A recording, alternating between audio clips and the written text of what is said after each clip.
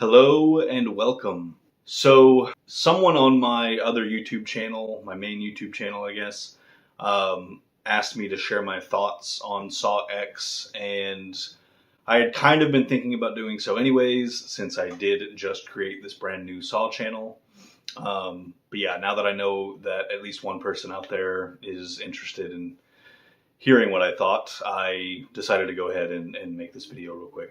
I'm going to give a shorter, non-spoiler review up front, and then I will go into my more spoilery thoughts. So bottom line, I really enjoyed this movie in a way that I have not enjoyed a Saw film in 14 years, basically.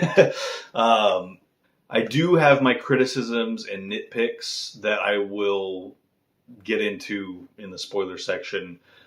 Basically, I didn't find the twist at the end of the film. Not only did I not find it shocking, I didn't find it surprising in the least. I literally was waiting for that reveal to happen. Again, I'll talk about it more in the spoiler section. But yeah, I was very underwhelmed by the twist, which kind of sucks because, you know, certainly with the first few films, the kind of jaw-dropping reveals were part of the draw. And there were some other things about the ending. Basically, most of my criticisms and nitpicks come from like the last 20 minutes or so. And yeah, like I said, I'll get into that in the spoiler section.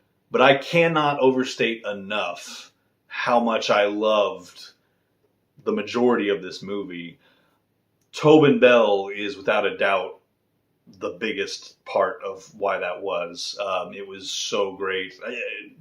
This is why I was debating whether or not I should do this, is because I know plenty of other people have already been saying a lot of what I'm about to say. But yeah, Tobin Bell, phenomenal. My biggest complaint with the past several Saw movies, specifically the past two, has been that John Kramer doesn't play much of a role, and the either apprentices or copycat killers that are actually, the killers, that is what they are. They're just killers. They're out for revenge. They're not rooting for the people in these traps. And that's always been the funny thing about trying to explain the Saw series to people that aren't fans of it. The reason, for me at least, that this series and the Jigsaw character specifically are so unique and compelling is that he genuinely wants these people to survive and become bettered by the experiences that he's putting them through. And on paper, or if you just try to explain that to somebody, that sounds absolutely insane. That this guy that's putting these people through horrific torture traps, the idea that he's not doing that because he hates them or, just really wants them to die and die painfully. But Tobin Bell actually manages to convince you of that, and never more so than in this movie. The really cool thing, in my opinion, about the setup of this movie, him being in Mexico City and therefore having to kind of improvise a little bit more so than normal, that means that he's like right there. Like, you see him and his reactions to the traps as they play out. This isn't the spoiler section yet, but one of the earlier traps where he's on the other side of the glass watching this person, like, you can feel, like, you can just see it in his face. Like he wants this guy to survive, and yeah, he's not gonna stop the trap, but he's rooting for him. Like, you can feel that. I've argued in the past that Jigsaw really is the protagonist of the Saw series. Speaking specifically about the original 7 films and the episodic story that they turned into, that's what I mean when I say he's the protagonist. Obviously, that's not true of the original film by itself. I wouldn't say that that's the case of Saw 2, But the episodic story that all 7 films tell together, I absolutely believe he's the protagonist. And when I tell people that, I always have to clarify, I'm not trying to say that this is a guy that if he existed in real life, we would be rooting for, that we should root for. But the thing that I think is very underappreciated about a lot of the Saw films is the allegorical nature of what they're about.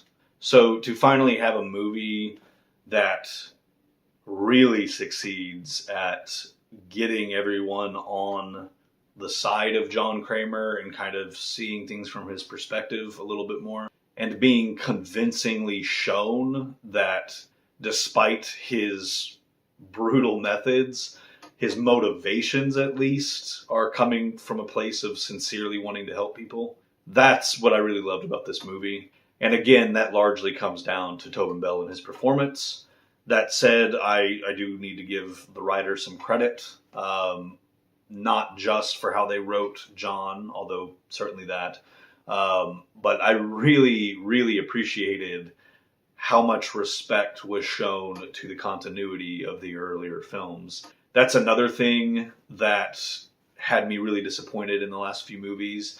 Not so much Spiral, because at least that one kind of tried to do its own thing away from the complicated Saw timeline. But Jigsaw unnecessarily complicated the timeline, and Saw 3D really did the same, the way that it kind of shoehorned all of these previously unseen traps and survivors.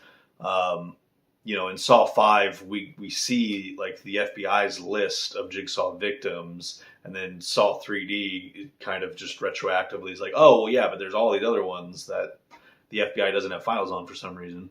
I also enjoyed how the project that John tries to take part in, how that was, or how he believed that that was the same thing that he was talking about in Saw 6. But okay, let's get into spoilers.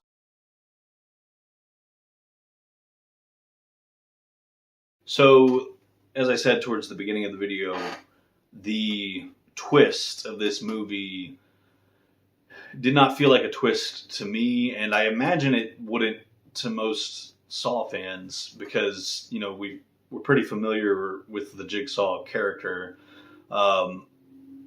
Essentially the twist is that the Parker guy wasn't another victim of this con, he was an accomplice. And the twist is also that John knew that the whole time. He wasn't able to track him down the way he was the other con artists.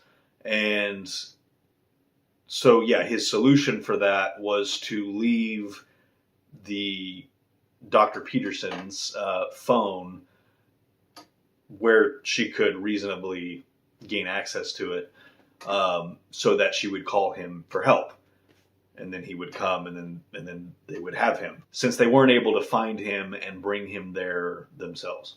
The problem is, and again, I don't know how many other people felt the same way, but I just assumed that the guy that had the throat surgery, when he's first shown, I assumed he was part of the con. I assumed everybody that John was interacting with was putting on this show for him. And then the fact that he leaves the phone, like, he makes a point. Like, he waits till they're awake to even do it. He makes a point of letting them see him put the phone in the middle of the room, leaves it on, and then leaves them unsupervised a little later on. Again, anybody familiar with the Jigsaw character, I think, was assuming that this was part of his plan. And then, when the Parker guy shows up, it's like, okay, that's who she called. That's their fellow con artist. I think for maybe a second, I was like, oh, maybe he really is a victim. And that could be an interesting angle on this, to see somebody, to kind of get like an outside reaction to Jigsaw doing this stuff to somebody that this guy also has a reason to be angry with. But I think I bought that for all of like 2 seconds. And then when they start talking about letting him out of the chair and telling him no guns and, can you follow that rule? I'm like, obviously they somehow disabled the gun, and yeah, they're planning on turning the tables on him. Like, this is all a ruse, basically. And I was fine with this all being presented that way, thinking that this wasn't going to be the big reveal. I thought that, somewhere 2/3 of the way, or maybe 80% of the way into the movie, that would play out, and then that there would be something else would be the big reveal. But instead, I just kept expecting the reveal to happen, and it just kept dragging out. And I'm like, okay, I don't believe that John doesn't have the upper hand here. And at that point, all I was wondering was, like, why is he letting this go on for so long, especially when the boy comes into the picture. And yeah, let's go ahead and talk about what John's actual plan was, if it had gone exactly the way he had expected it to. And then that'll kind of help illustrate why I have some issues with it. So yeah, my understanding is that what John intended to happen was Parker would pull the gun on them. They would allow them to believe they had the upper hand. Instead of just outright trying to kill them, they would force John and Amanda into the trap with the bloodboarding in the scale or seesaw, whatever. Seesaw, get it? And then John and Amanda would take turns relieving each other so that they could both survive. But then again, in order for this to go the way John planned, he would need them to stop watching the trap while it's still in progress and go up to the control room.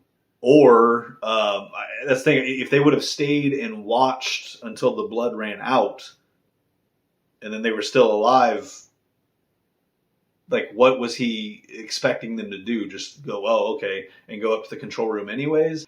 Not to mention, Dr. Peterson does eventually occur to her, like, wait a minute, if I was going to be the last one left, why was that trap for 2 people? God forbid that hadn't occurred to her earlier, before she was in the control room. Anyways, where John's plan goes wrong, of course, is he wasn't counting on the kid to be there, and I'm sure he wasn't counting on Dr. Peterson randomly deciding that the best way to punish John is to put this innocent kid in the trap and torture and kill him. At that point, John obviously changes the plan. He's just going to spare the kid as much as possible and allow himself to drown in the blood. Of course, the kid actually feels bad for him, and they end up taking turns the way John would have with Amanda. But that's where another issue comes in. It seems like the only reason they did go up to the control room while this trap was still playing out was because Parker didn't have the stomach to watch the kid go through that. I don't think he would have had that same reaction if it had been Amanda in the kid's place.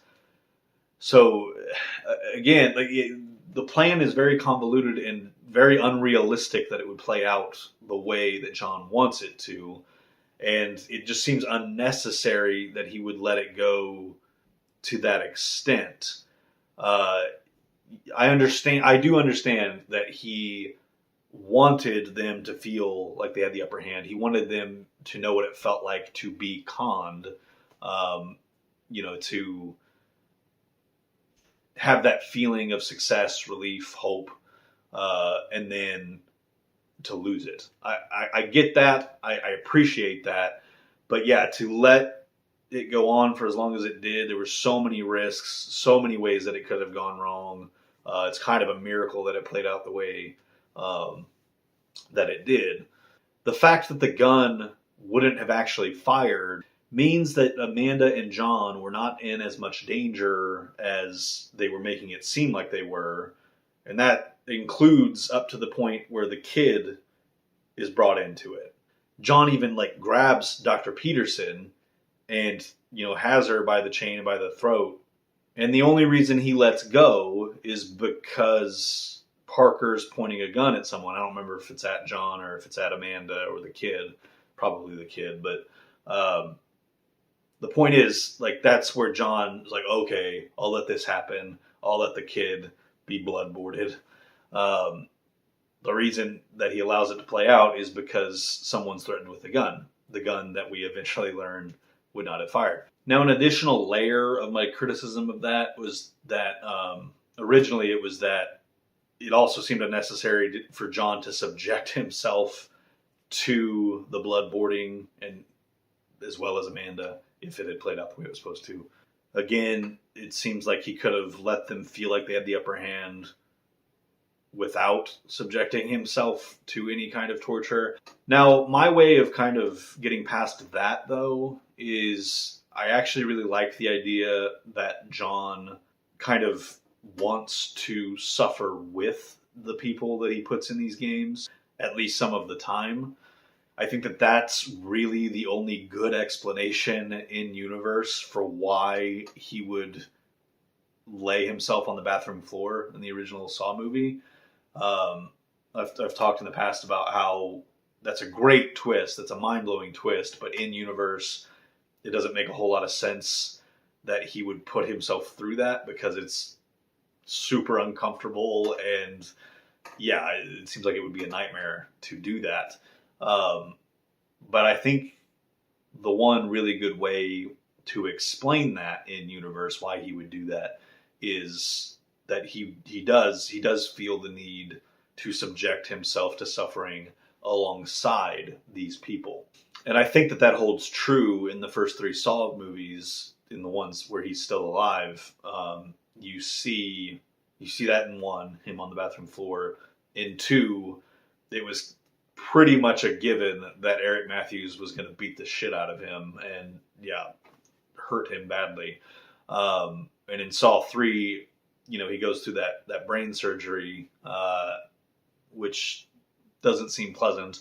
And he really only does that so that he can live another hour or so that he can be the last part of Jeff's test. And it's not even clear if he would have died in that short amount of time if he hadn't had that surgery. But getting back to the point, I didn't love the ending. I didn't love the reveals. I didn't love the way that it came together. Also, I was curious for more information regarding Dr. Peterson. She claims that she really is the daughter of this guy that was doing this treatment. And he definitely seems real. He's clearly not a part of, this con. And there was that seemingly legit video of him in an interview towards the beginning of the movie. So yeah, he seems like he's real. She claims, while being captured, she claims that she's related to him. And at that point, John has revealed that they know everything about these people. So if that was bullshit, then why wouldn't John have called her out on that? So yeah, that then raises the question of how did that happen? like why did she start going around conning people because she was this guy's daughter, or was she not that guy's daughter? How she says that she's been doing this for 8 years. How is it that no one has heard of this con at this point? Like, they've been doing this to all these people. Obviously, they're all dead now, but it doesn't seem like any of them died immediately. So why wouldn't that have been news? They're like, oh, hey, there's this legit project from Norway, and I got conned by these people pretending to be them. It seems to me that should have been news. And when John, Googled the Peterson project, it seems like that should have come up. So yeah, I just felt like that was kind of a big plot hole. As far as other criticisms or nitpicks, I didn't love Amanda's wig. I think it was very obvious that these people, including Hoffman in the post-credit scene, I think it's very obvious that they're much older than they're supposed to be. They look very different. But I was kind of prepared for that from the trailer. Which reminds me, this isn't so much a criticism of the movie itself. The only reason that this didn't work for me is because of what was revealed in the marketing for this movie. yeah, basically, if you'd seen any of the trailers, the behind the scenes stuff, you knew that it was Amanda behind the pighead mask abducting these people. So for it to do that little flashback sequence where she removes the mask each time, it's I don't think we needed that. Even if you hadn't seen the trailers, I think if you just had the original reveal in front of the car in the garage, like, oh, it's Amanda. Like, that would have been, like, if you didn't know Amanda was going to be in this movie and that was the reveal, I think that would have been a really cool moment. I mean, it was a really cool moment, but then I don't think you needed to see, like, oh yeah, that was her in each and every one of these. I think you could have just put that together. So I guess that is a criticism of the movie. Oh, I'm kind of jumping around here because now I'm going back to the ending. Peterson's fate being ambiguous. At first, I really didn't like that because I was like, it almost seems like she's gonna survive, which she does not seem like the type of person that would just not reveal to people that John Kramer is the Jigsaw killer. Or, I mean, hell, I wouldn't put it past her to come after him at some point if she were to survive. But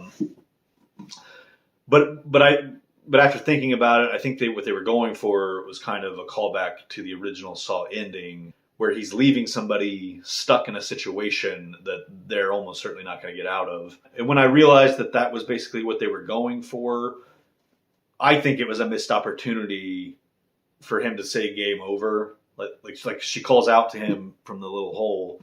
She's like, John, and he looks up at her, and to my recollection, he doesn't say anything. I think that would have been a perfect game over moment.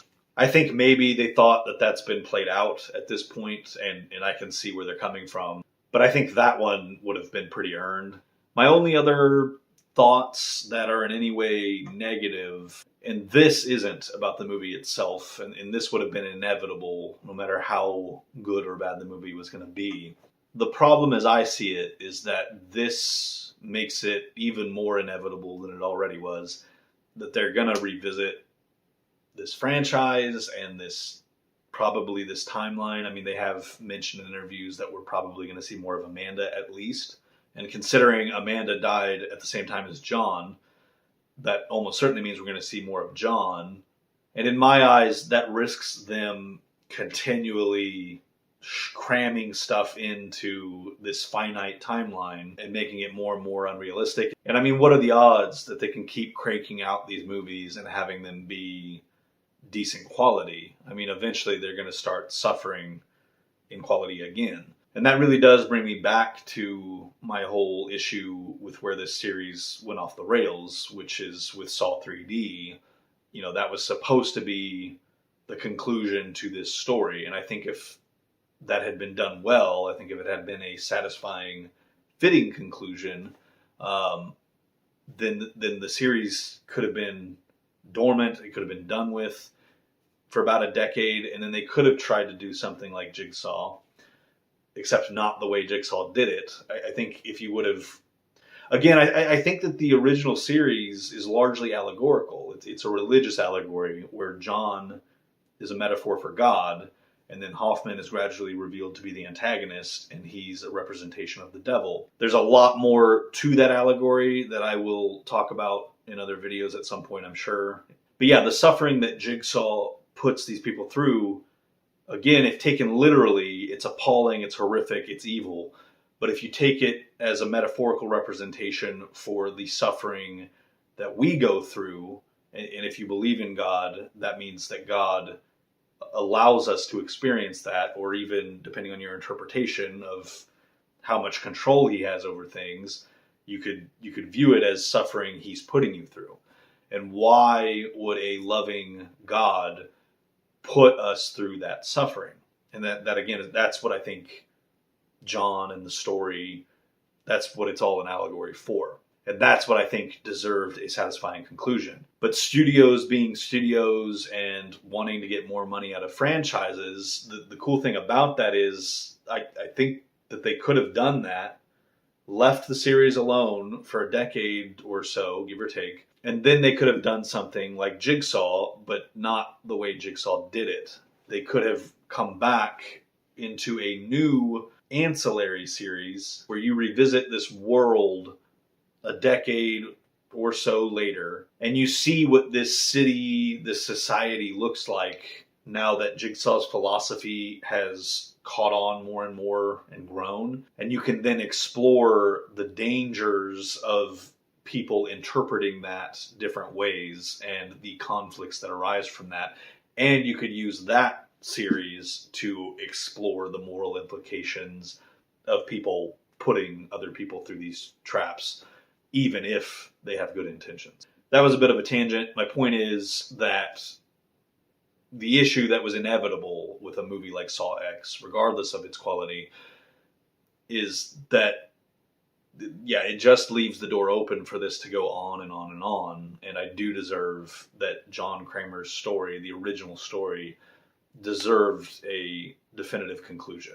Something that I try to accomplish in my Saw 7 rewrite that I plan on releasing later this month.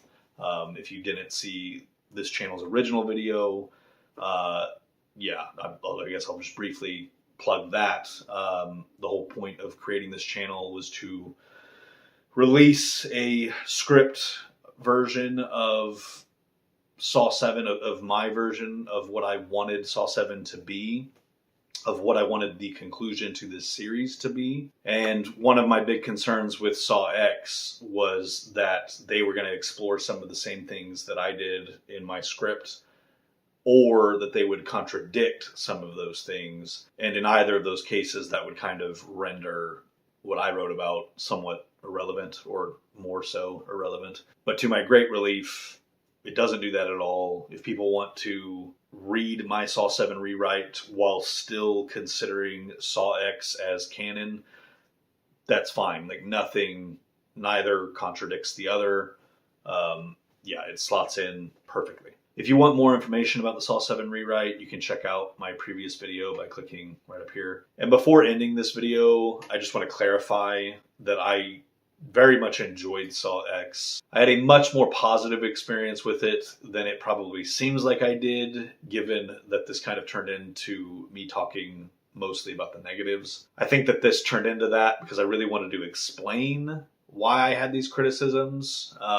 Since it is overall an enjoyable Saw movie that I do think that Saw fans are right to embrace, I think that just made me feel like I really needed to clearly explain why I have the criticisms that I do. But for 95% of the movie, I was sitting in the theater with a grin on my face, being like this is what I have missed for so long, and it was great to feel that again.